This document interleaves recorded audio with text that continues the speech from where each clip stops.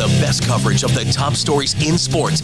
The Sports Wrap with Jason Page starts now. Yes, it does. And great to have you with us on this Thursday edition of the show. If it's a Thursday, that means David Aardsma, former big league closer, hangs out with us to talk some baseball. We'll have that coming up a little later on. Matter of fact, coming up in just about 10 minutes. Ryan Ballengee hangs out with us as well from Golf News Net. Thoughts with him on the Tour Championship, which gets underway today. Can anybody stop Scottie Scheffler at this point? That is the question. My mic felt low. I had to fix it there.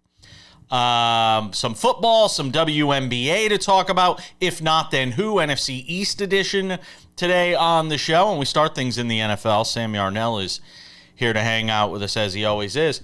And Sam, you know, the latest on the Micah Parsons story comes from Brian Schottenheimer, the head coach of the Dallas Cowboys, who was questioned yesterday about whether he thinks he'll have his stud sack man for the opener against the Philadelphia Eagles, 2 weeks from today?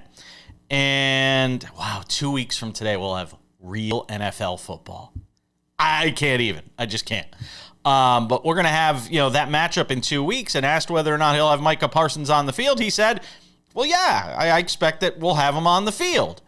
And asked, do you think he's going to have a contract, or a new contract or anything like that? He's like, yeah, I expect we'll have him on the field. And asked what he had for breakfast. He said, yeah, I think we'll have him on the field. So apparently Brian Schottenheimer's stock answer is Micah Parsons will be on the field week 1 for the Dallas Cowboys.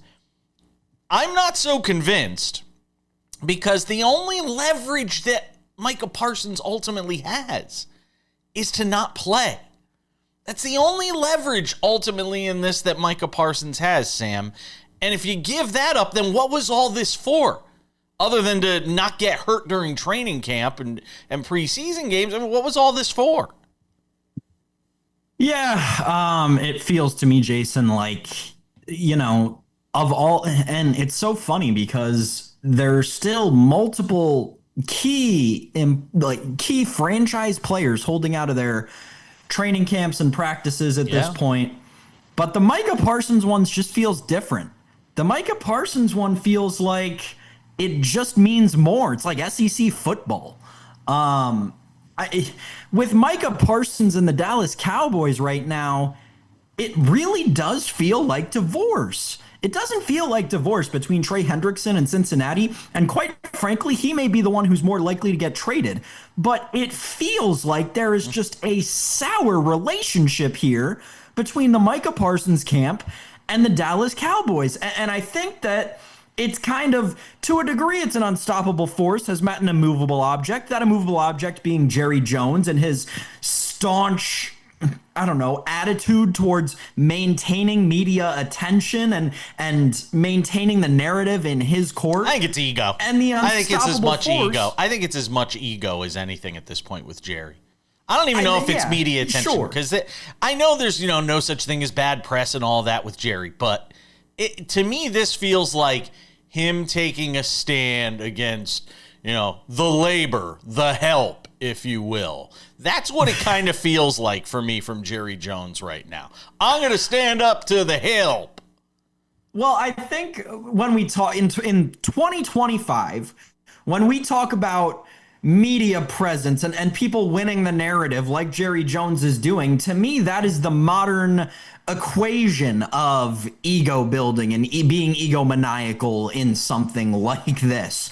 It's a way of saying it without saying it, if you will. And it does feel like that is what has ruled the situation here on both sides. And Micah Parsons is like seemingly the first player that Jerry Jones has come across that actually knows their self-worth to an extent, and it's showing in these conversations. It's showing in what Jerry Jones is going out and getting behind a microphone and saying, calling him by the wrong name, saying he doesn't even know who his agent is when the agent represents other star players on the team. Like, to me, it just all feeds into this greater feeling of divorce between these two sides, Jason. It feels like the end.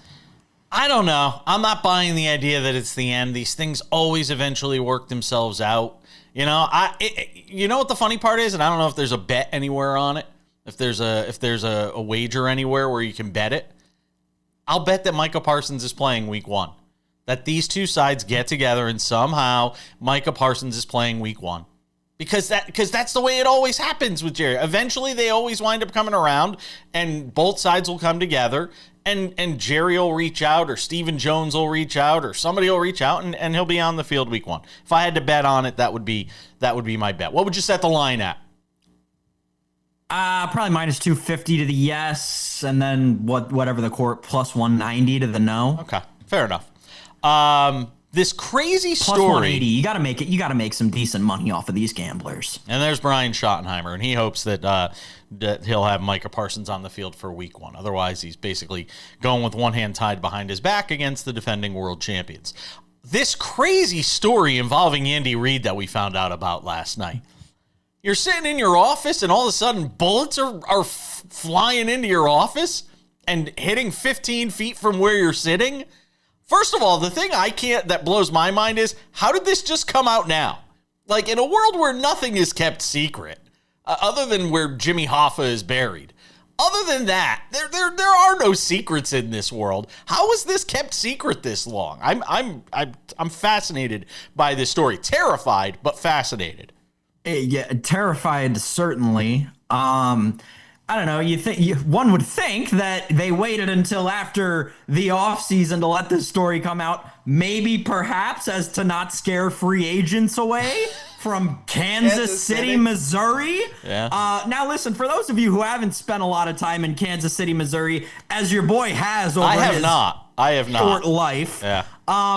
Great people, wonderful people in Kansas City, Missouri. But over the years, it has become a little bit more rough around the edges, and it seems like this could be just a one-off kind of thing of this. You read through the articles from local journalists who did a great job covering this story, and it seems like it was an isolated incident, according to the police. They never made any arrests because of it. That's what's crazy. Nobody got arrested. So the gunman is still out. The gunman is still out there. Yeah. Luckily, I don't think they were trying to get near Andy Reid with all of this, but yeah, really, if I'm an NFL player, Kansas City's getting crossed off my list of free agency destinations. Yeah. I don't care about the Lombardis. Yeah, I think it's kind of a scary story though, and I mean now he has bulletproof glass, literally in his office. How many NFL head coaches do you think have bulletproof glass in their office? Bulletproof glass in his office. It's absolutely insane. A whole bunch more to talk about on this Thursday edition of Sports Wrap.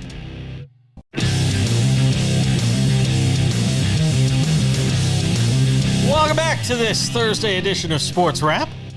Time to talk some baseball. We do it every Thursday here on the show with David Aardsma, the former big league reliever, closer. Hangs out with us on the program. Are you chewing gum? Are you literally chewing gum?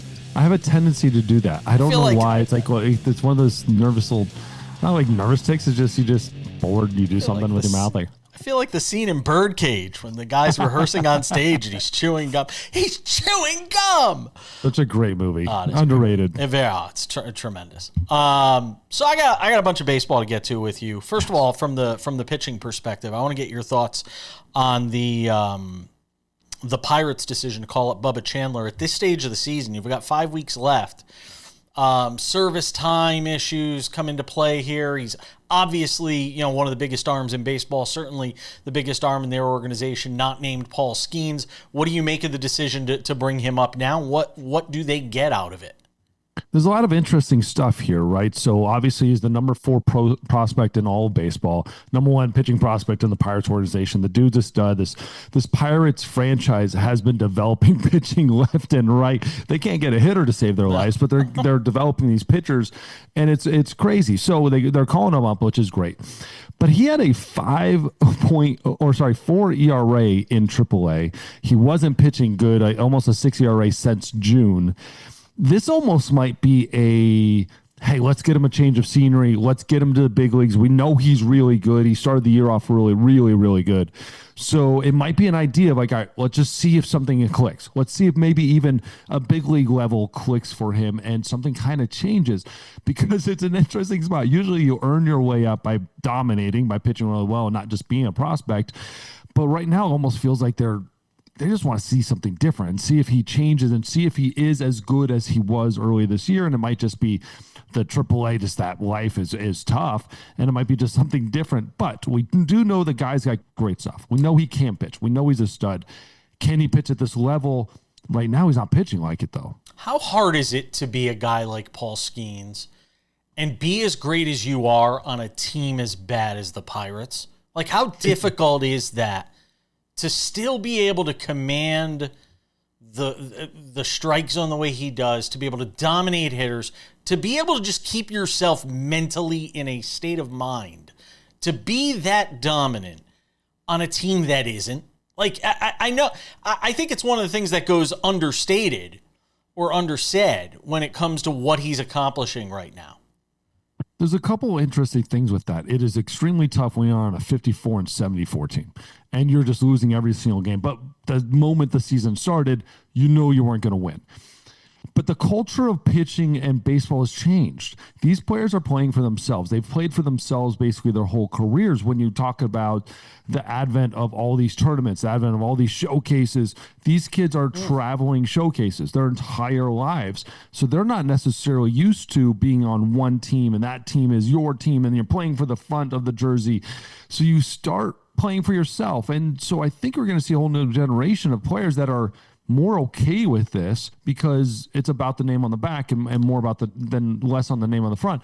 But you're still the head of the front of the franchise, and it gets draining. It's easy early on in your career, but if this continues, it's going to get extremely draining and frustrating and tough for him, and he's going to feel like one run is a failure, and it's not. The dude has 2.1 ERA on a season. That is unfair and ridiculous. He deserves to be in a playoff run. Just he isn't, because he's a Pirate. It's funny you say that. Have you been watching the Little League World Series? Yes, I've been on it a little bit. We have a fantasy football team league, and our draft is based upon the Little League World Series. Asia Pacific, let's go. I ask because you were talking about playing for the front of the jersey and kids playing for themselves and that sort of thing. I heard them say yesterday that there was a 12-year-old on Aruba, I believe, that was already being scouted by the Dodgers at 12 years old. Don't throw the Dodgers out there. Been scouted by everybody. I've actually been told very clearly that he is already on radars of every single team. He's 12 years old. The pitcher for Asia Pacific hit 82 miles an hour. That is equivalent to 107 reaction David, time. he's 12 years old. And they sign at 15. 16. I thought it was 16, right? The paper gets signed at 16. They are signing at 15. And the kid is actually probably 13, knowing that you were 12 when you signed up for the league and you started in February, and now you're probably 13. He's 2 years away from actually agreeing to terms with a kind of contract. So it's not that far off. It is crazy, but you got to understand. What does scouting a 13-year-old mean? That means you're on the radar. You've paid attention. You're going to events and seeing him and other kids play amongst the ages, and you look at talent and you go, that's it. He has to be on our radar, because in 2 years, that's the dude. All they're doing is just paying attention. They wrote a book on him. They wrote him up in the system. These kids, this is what it should be for those countries. Like, if that's what it is, I don't like it, but that's what it is. Yeah, I don't like it. But these guys are still on the radar, because you have to, that's your job, is to pay attention to talent no matter what the age. Yeah, I don't like it. And I mean, I see the kids chasing velocity at that level. You know, how hard some of these guys are throwing. Throwing curveballs, 50% curveballs at 12 from 46 feet away. 12 to 6 breaking balls. Like 12 to 6 breaking balls, too. Like, oh, my goodness. It blows my mind. You don't see a whole lot of pitchers coming out of the Little League World Series in the big leagues. No, you really don't. You don't. You just don't. No, I agree. I just had to get your thoughts on it because we asked Brian Kenny about it yesterday. He said he doesn't watch, but I was curious as a baseball guy, and I know as you coach your own travel teams and things like that. So I figured you would be watching, and I wanted to get your thoughts on it. In the last minute of this segment, I am of the mindset that right now everything is going to be geared towards just who's playing the best when we get to the end of September. I don't care. I mean, I care what's going on right now. We have to talk about it, but it just feels like to me it's going to be whoever gets hot late. Am I wrong? I think when it's the Dodgers and kind of everybody else. I don't know about that. I'm still not sold on that. I am still the Dodgers. Like that, their 1-26 is better than everybody else. It just is what it is, and they're going to be better. They don't need to have everybody healthy. They just need to be enough healthy. But it's always that case a lot of times, a lot of the years. This year just feels like because of that, because you're having these teams on weird runs, good and bad. You know, the Yankees were on a horrible run, and now they don't look all that bad, right? All of a sudden, they went 4 in a row, and they're pretty decent.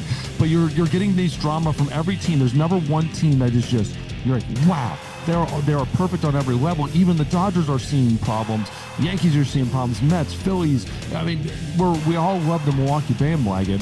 But do they have the talent to win a meaningful playoff game? I don't know. Yeah. Brian Kenny thinks they do. I'll still believe it when I see it. We got more with David Aardsma, former big league reliever and closer on SportsWrap. Don't go anywhere.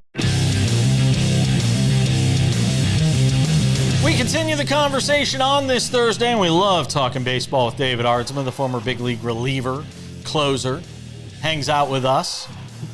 One of my favorite days of the week on this program. Get them all to myself today.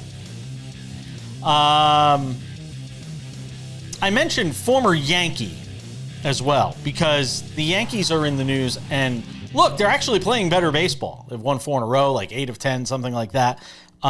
They scored 9 runs, hit 9 home runs for the second time this season on Tuesday, which is insane that they've done that twice this year. And I will continue to say Giancarlo Stanton's going to be in the Hall of Fame. He's getting to 500 home runs, and he's going to be in the Hall of Fame. I continue to fight with everybody on this, but you're just not paying attention if you don't think Giancarlo Stanton is going to get to 500 home runs and be a Hall of Famer. Bigger debate about whether or not Aaron Judge winds up winning MVP right now. I think Cal Raleigh's got a really good case for it. But all that being said, I wanted to get your thoughts on Aaron Judge and this situation with Aaron Boone, where we get Aaron Boone coming out yesterday, and a story comes out yesterday afternoon, and it says Aaron Boone says that Aaron Judge just isn't likely to throw or be back to normal this year. It's really uncertain whether or not he'll play again in the outfield this year. And then 2 hours later, Aaron Judge comes out and speaks to reporters and says, I don't know where he's getting that. He hasn't seen me throw in 2 weeks.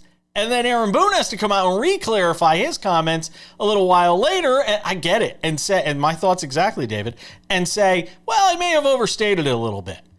This is a bad look for Aaron Boone. I mean, there's just no way to get around it. No way to get around it. And we've talked about this a lot on the show throughout the whole season. Is Aaron Boone on the hot seat? Is he going to get fired throughout the year and all this stuff when they went on that really long cold streak? And I kept saying no. But he will get fired at the end of the year. Mark this. This is the beginning of these type of conversations, these things that happen when you're a manager, when you're not having conversations with players and your superstar kind of calls you out on that. This is the beginning of the end. There's no doubt all the frustration, everything Aaron Boone's gone through, Yankee fans have gone through. I think this relationship's coming to an end. But so understand how every day works in the clubhouse. As a manager, you're having meetings with your rehab staff, your training staff, whatever doctors you need, all your coaches, etc. You're having these meetings. You have it every day at the beginning of the day, and then you're having it again with your media people to make sure that you're all on the same page and the messaging is the same, and you know everything that's happening with your team, who should be playing, who's hurt, etc., etc., etc. So it means a couple things. It means either Aaron Boone just made up and started talking about it. It means they're not talking about Aaron Judge, which I highly doubt, or it means the training staff told him that he is not going to be 100% when he goes out there and starts throwing. But when you have Aaron Judge, and you're going to speak about Aaron Judge's movements and how his arm looks and how he feels and how he's going to be when he gets out there on the field, I suggest to Aaron Boone, maybe talk to Aaron Judge first. But get his opinion. Walk him in there and say, hey, these people are going to talk about it. Or you know what? be a great manager and say no comment. Like, hey, let's see where he ends up when he's out here. He could be 100%. He might not be. Let's find out. But Aaron Judge is too big of a piece to not be out there watching. I cannot imagine in a scenario in the world in 2025, this isn't 1990, in 2025, that Kevin Cash or some of these other great managers, Dave Roberts, are not out there watching his superstar MVP throw on his rehab. At least once a week, we're walking out with the training staff and just stroking his ego a little bit. Hey, Aaron, you look great, man. Great job. And walk by and give a little flyby. Because I've been there. I've been these great managers do the flybys. Terry Francona was the flyby king, man.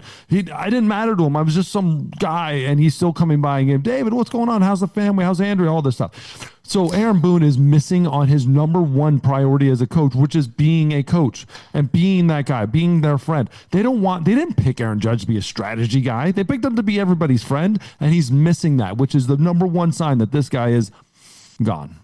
Rob Manfred made news during the Little League Classic by talking about expansion and how realignment could also come as a result of that. And there are a lot of varying opinions around baseball. Some people like it, some people don't. I know people in New York are not crazy about what it could mean for some of the natural rivalries there. What do you think of what Rob Manfred is proposing here? And when you talk about two expansion teams, where do you think they're going?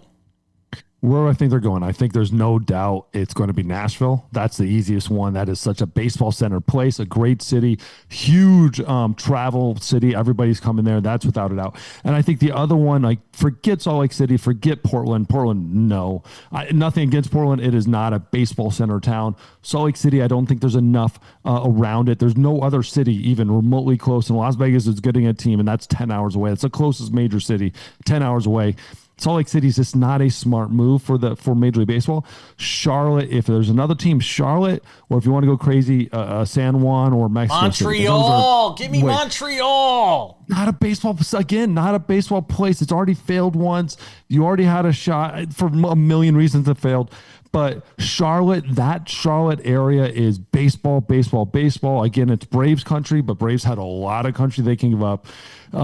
The only issue for me is that gives up minor league baseball. That's their hub. That's their center of minor league baseball, and you're going to give up a lot of towns are going to lose their share of that pie. But those are the two baseball places. But now realignment. I don't mind it. I don't mind it at all. The greatest rivalries we have in baseball are the Cubs in St. Louis, the Dodgers, and right now San Diego or even San Francisco, whichever, take your pick, and the Yankees, Red Sox, and they're all in the same divisions, and they're all natural rivals together. The Mets Yankees are just a created rivalry, right? That we want. That was never a rivalry until 1996. And the White Sox Cubs is not a great rivalry in general, but it's still a good rivalry. And so let's stop forgetting. Let's step back and say, like, these aren't the biggest rivalries in baseball. We make them out to be. So the realignment itself, I have no problem with at all. I do have a problem with losing National League and American League, and I have a bigger problem with, and this is hopefully somebody's out here watching this and figuring this out, is when you've got the Yankees and the Yankees and the Mets. When you go to a Mets game, you get to see a whole different group of teams come through town. Yankees team, you get a whole different group of teams coming to town. But now you're getting rid of that in the same city, which could become a huge issue. So if I'm a fan, why would I go to one or the other? Like, if I'm in LA, I have to go to the Angels games to go see my favorite team, or I got to go Dodgers team games to go see my team. So I get a pick, and now you're taking that away. That's my biggest issue with this. You're taking away the reason to go to these cities because I've got two teams to choose from now. By the way, just to revisit something we were just talking about, if Aaron Boone's not the manager of the Yankees next year, who is? I only got 30 seconds. I know. You got 15 Mark seconds. Player, whoever's the best player to retire this season, just throw him in there. Don Mattingly. Give me Don Mattingly. Pujols might be an interesting one. Don Mattingly with Albert Pujols as bench coach, or Albert Pujols with Don Mattingly as bench coach might be an interesting thing. David Aardsma does a terrific job on all things baseball. I appreciate you, my friend. Be well. We'll talk next week. Thank you. Coming up in 10 minutes, our latest installment of If Not Then Who, the NFC East edition. We've gone through the AFC, and we'll get to the NFC starting today. You know what else is starting today? The Tour Championship. And I have to admit, Ryan Ballengee of Golf News Net, I'm not typically a huge fan. The FedEx Cup, playoffs and all that stuff. It's this manufactured thing that the PGA Tour does to try and get people excited about events that take place after all the majors are done, and that's fine. I generally don't get very excited for it. This year I am, for two reasons. One, Scottie Scheffler's had this amazing run and this amazing season, and I want to see if he can finish it off. And the other thing is, we're in a place now that we haven't been since the peak years of Tiger, and that is asking the question, Scheffler versus the field. Can anybody beat him right now, Ryan? So as you look at this field and the events beginning today, and by the time most people watch it, the first round will be underway or finished. Is there anybody out there that you point to that can beat Scottie Scheffler in this event? Probably Rory McIlroy is your number one guess, right? And he's the second best player this year. Yeah, but he hasn't won anything since the Masters. He's been so. Ugh. I mean, yeah, he did get inspired to play at the Open Championship. Gave a good run in his home country. I feel like right now that's kind of where he is when he feels it, he can play really well. When he doesn't, he's just kind of basking in being a career Grand Slam winner. He loves this course, though. He loves this course. Correct. And that's why I think he's got a chance, and we'll put it in a good effort this week, because he has won the FedEx Cup here, 3 times, and he just banks a whole lot of money here. So he comes here with very good feelings. He knows he doesn't have the starting strokes thing that they had the last 5 years. Yeah. So that's out the window. 6 years out the window. So he doesn't have to overcome a couple of shots at the outset. They're just starting from parity, starting like any other golf tournament. So, I think you would point to him just naturally. But then other than that, maybe a Victor Hovland, who seems to like this place. Maybe a Justin Thomas, who has played well here, but seems kind of lost a little bit at the moment. And then maybe a Sam Burns, who has played very well in the back half of this season, especially the last couple of months, and really tends to thrive in these southern courses. How do you stack up, when you compare this season from Scottie Scheffler against some of the all-time great seasons that we've seen, especially considering he started off the year with the weird hand injury, the freak accident that kind of sidelined him early on, which may have knocked a couple of more wins off his ledger, if you will. How do you stack this up against some of the all-time great seasons? I mean, you kind of have to weight it a little bit stronger because he's won multiple majors, right? And I think a multiple major season makes it better than what he did last year, winning 9 times, right? But it's so hard because what he won, and this is the knock on Scheffler, I guess, if anything, is that he tends to win outside the majors. He plays a schedule of limited field events. That's just how it works now, right? He plays most of his tournaments in 78 player or fewer fields. They're against the best players, but he's not beating full fields of 144 and 156. So that might be the knock on him at all. But I think it's probably still short of, obviously short of Tiger's 3 major season of 2000, right? But probably in that time span of Tiger's career, let's say to the present day, it's probably the 3rd best season. Wow. Maybe the 4th, depending on how you feel about what he did last year, I guess. And that's pretty wild to think about, that he accomplished all of those things with McIlroy winning the Masters, the most famous golf tournament in the world, and the 5th biggest tournament in golf, the Players Championship, in the same season. And he still is far and away better than everybody else. He is so far ahead in the official world golf ranking. He has, basically to get nerdy, he has a ranking that even almost exceeds Tiger at his peak, if it was all kind of the same, which is kind of crazy, to show you how dominant he is over everyone else. But then people used to say, okay, well, Tiger had no real competition compared to Jack. Well, what's Scottie's competition right now? Is it Rory McIlroy? No one on Liv's playing anything significant in the majors. Braun was pretty good at the Open, I guess. But other than that, even the Liv guys aren't adding anything to the Masters piece. It just kind of feels like Scottie's steamrolling everybody. And I think people have kind of finally bought into what that means for him being an all-time great. One last thing before we go. I only got a couple of minutes here. There is talk that big changes are coming to the PGA Tour next year with new leadership coming in. They've got this, these rules changes things. Tiger Woods is going to be part of the face of that committee in terms of how they how they reconstitute golf from a rules standpoint. What is the biggest change you are expecting to see? The thing that most people won't notice, but is important to me, is open qualifiers going away kind of by half. You used to have Monday tournaments where you get 4 spots or 3 or 4 spots into the field that week, and that was a great opportunity for some lesser-known stories to have a chance and occasionally really shine. Those are going away by about, like I said, by about 50%, those opportunities. The other thing is reducing the number of fully exempt players from 125, that's been the number since 1983, when they started the all-exempt tour, down to 100.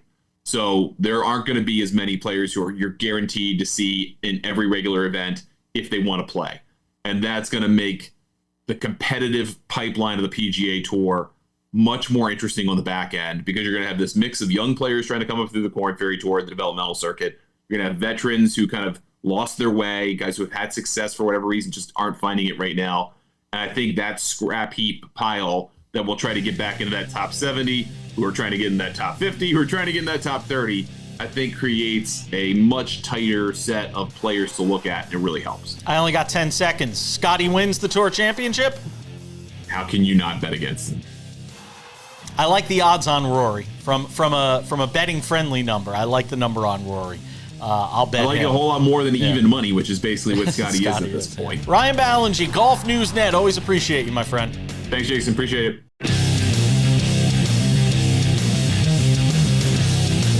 All right. Good to have you with us on this Thursday edition of Sports Wrap. Odds and Ends wraps it up in 10 minutes with Paigey Buckets. Whew. She is a beast, and I mean that in the kindest way possible. Sam Yarnell, we are through the AFC in our series that we are running here on the show leading up to the start of the NFL season. It's called If Not, Then Who? It's an exercise where we basically go through the teams in a given division and ask the question, if not the betting favorite in the division, then who? We've run through the AFC, relatively unscathed, I think. And now we are in the NFC, and we begin today with the NFC East. And in the NFC East, the Philadelphia Eagles are your favorites. They are your favorites at minus 135 as of right now on FanDuel. The Washington Commanders come in at plus 220. The Dallas Cowboys are plus 550. I wonder if that number changes the moment Micah Parsons commits to week 1. Like, is that a bargain right now at plus 550? It could be. And the Giants, the Jackson Darts, let's go at 22-1. So Sam Yarnell, I ask you the same question I have asked you the previous 4 shows. If not the Philadelphia Eagles in the NFC East, then who?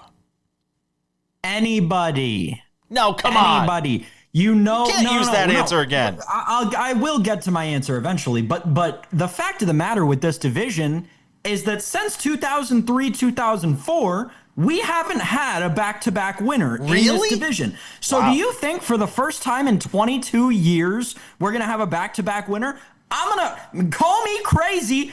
I'm going to say no.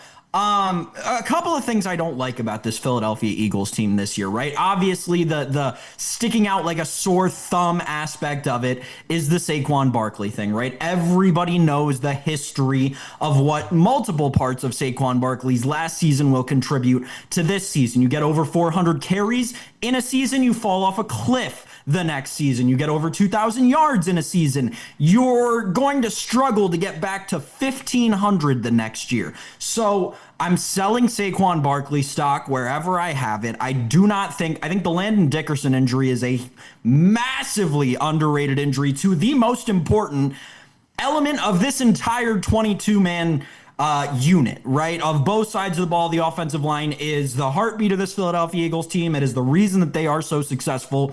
And now you're taking one of your most accomplished offensive linemen and having them deal with a meniscus injury that, is something very tough for an offensive lineman to feel the wear and tear of throughout an 18-game season. Couple that with the fact that you've got another team in this division coming off of an NFC championship berth, right? And on top of that, you've got one of, and I hate that I'm saying this about Jerry Jones' football team, you have got one of the most criminally underrated football teams in the land in this division as well. So yes, I am fearful for the Philadelphia Eagles, not just winning this division, Jason. I'm fearful that they'll make the playoffs again this year. This is a completely different defense than we saw last year. And I tried to tell people this during the postseason last year and after we were doing our postmortems from the Super Bowl. You are never, ever, ever going to see a football team in the National Football League with the current budgetary restrictions built the way they are that is as talented or quite frankly as good as the Philadelphia Eagles were last season. The amount of contracts that they ran into being hits and the amount of changes that they suffered on that defense, you just can't redo it. No. I would tend to agree with a lot of what you're saying. I do think Washington is the team in that division that is most likely to win. I'll cut right to the chase. I think it's the Commanders. If you're talking about who winds up winning that division, if you don't believe in Philadelphia, I still am. And even with Micah Parsons, I think that Dallas defense is suspect. I think they're going to play a lot like Cincinnati, where they're going to have to try and outscore teams every week, and that is a lot to ask when you have a quarterback like Dak Prescott, who we all seem to forget, likes to turn the football over a lot. And it's hard to win when you can't win the turnover battle. And if you can't turn it over on defense, and you got a guy at quarterback that's going to turn it over offensively, that's not a good combination. So I know there are some people like yourself, and I know you are not alone in this boat, that feel Dallas could, kind of sneak up on some people. However, a team like the Dallas Cowboys, America's team, sneaks up on anybody. But to me, I just think there's still too many things working against, the way this roster is built right now for them to be the team that supplants Philadelphia, if you believe that another team is going to win this division that you mentioned. And that's a great fact, by the way. If this were like around the horn, we'd be going deep, deep, deep. We'd be giving Tony Reale would be throwing points your way. We didn't mention the New York Giants, the Flying Jackson Darts. They've got a brutal schedule. I see people trying to make the argument that the Giants could win 7 games this year. I don't see it. With the combination What's of the point? And not even just that. I just don't understand. I don't know at what point we're going to see Jackson Dart this year, but we know we will see Jackson Dart at some point this year. And there's going to be a learning curve to playing at the NFL level. I'd be shocked if this Giants team was a 7-win team. I don't know what their current projection is when you talk about win totals. But I don't see the Giants. And I'm a Giants fan. You see the helmet behind me here. Let's see. The most popular total on the Giants is minus 120, right? 5.5. Yeah, 5.5. Plus 100 over and juice to the under at minus 120. So that's the Giants are actually, as weird as it is to say, in a good spot going forward. They're not going to win a lot this year, and that's okay. Brian Daboll knows what to do with a young quarterback. I like where they're headed. Well, I just wonder if he'll be the head coach to lead this turnaround. That still remains to be seen with him and Joe Shane. All right, we're coming back with odds and ends, and a big note from the WNBA next. All right, it's just about time to put the wraps on this Thursday show. Don't forget, Fridays means Tino Patino for a NASCAR Friday and the final race of the regular season in NASCAR, which would be the race in Daytona. There are 2 spots open left in the playoffs because you've had 14 different winners this year. So 2 spots remain. Going to be wild to see everybody either A, trying to obviously win the race or try to get one of those last 2 playoff spots, which really only 3 drivers have a legitimate shot at. So that'll be fun to talk about on tomorrow's show. Robert Littall will be here, the founder of Black Sports Online, to recap some of the top stories of the week. Before we go, a couple of reminders. If you have not done so yet, make sure to subscribe to the Sports Wrap with Jason Page podcast. It's available on all your favorite podcasting platforms. That includes Spotify, Apple Podcasts, YouTube Podcasts, iHeartRadio, TuneIn, Odyssey, Amazon. Anywhere you get a podcast, you can listen to this show. The TV version of the show, just audio, 45 minutes commercial-free, Monday through Friday on those podcasting platforms and any podcasting platform. In addition to being able to watch us on over 270 affiliates, and that number is going to grow by the time we get to the start of football season. In addition to being able to watch us on those TV and broadcast affiliates, Canada and the U.S., you can also watch us on Spotify, or you can watch us on our Sports Wrap with Jason Page YouTube channel. It's called the Sports Wrap with Jason Page YouTube channel, so it's easy to remember. Go there, check it out. Go and get clips from the show, entire shows, 45 minutes commercial-free Monday through Friday. A lot of times it's there before it shows up on TV affiliates as well. So if you're really in a rush and want to see what we have to say, go and check that out as well. And without any further delay, ladies and gentlemen, time for some odds and ends. Odds and ends, man, oh man, was Paige Becker special last night. 17 of 21 shooting, 44 points, master of the mid-range Pagey buckets, the former UConn Husky lighting it up in a Dallas Wings loss in Los Angeles, 81-80. Kelsey Plum hits the game winner there in Los Angeles. But on the biggest stage, in front of the biggest crowds, the brightest lights, Paige Beckers just continues to grow in front of our eyes, Sam Yarnell. And look, I said this a couple of weeks ago on this show before she was exploding for 44 points. I think she winds up being better. And my friend Robin Lundberg, who writes about women's basketball for SI, disagrees with me on this. I think there is a shot she winds up being better than our friend Caitlin Clark. I really do. I think she's certainly going to be a more prolific scorer. And I think she will grow in terms of distributing the basketball for the mere fact that people are going to start catching on to how good she is. She's going to start seeing more double teams. I also think she is more physically imposing than Caitlin Clark. I think she has a little more size. And she said something in the postgame that really resonated with me, and it's this. Nobody knows how to defend the mid-range. It's that lost art that she has mastered that teams still haven't figured out how to defend the mid-range.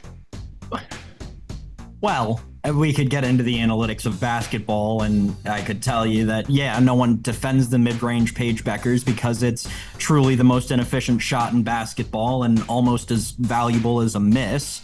But here's the reality of it, right? I in terms of the debate that you're having with yourself, I will fall on Robin Lundberg's side. I do think Caitlin is more special. Paige Beckers is very physically talented. There's no doubt about it.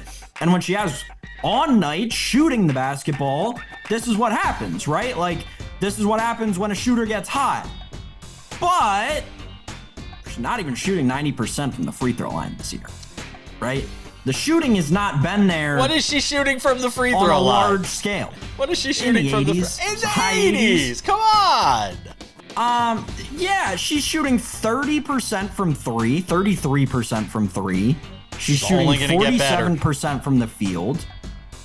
I think that there is definitely an archetype that she is playing to, 100%. But there's a lot of room to grow in that archetype. She's averaging 20 a game in her rookie season on a craptastic team. Well, I think that her being on a, as you say, craptastic team does play into the fact that she's scoring 20 points a game, right? Listen, I'm not saying that Paige Beckers is going to be a bad WNBA player. No. I just don't think that she is going to be the best player in the WNBA like I do think Caitlin Clark will be. But that said, like, neither of them are the best right now. And Afisha Collier blows them both out of the water, right? Wow. Asia Wilson blows them both out of the water. I mean, listen. Here's the thing, though. Here's the problem, and we don't have a lot of time, so I want to play this out with you real quick. I would be more likely to go watch a game because of the style of Paige Beckers than I would Fee or the style of, some of these other players. I would be more like, I want to watch somebody fill it up. I want to watch Stephen Curry just launching threes from, the top of the key. I'm telling you, I want to watch her play. And I can't say that about a lot of WNBA players where it can be kind of clunky. And to me, I want to watch her. I want to watch her every night. She's going to be on TV a lot next year. Get ready for it. You're going to get a lot of Pagey buckets. A lot of Pagey buckets. We got to go. Otherwise, we'd be flushing this out some more. That's Sam. Thanks to David Aardsma, Ryan Ballengee, you for watching. We'll see you all back here on Friday.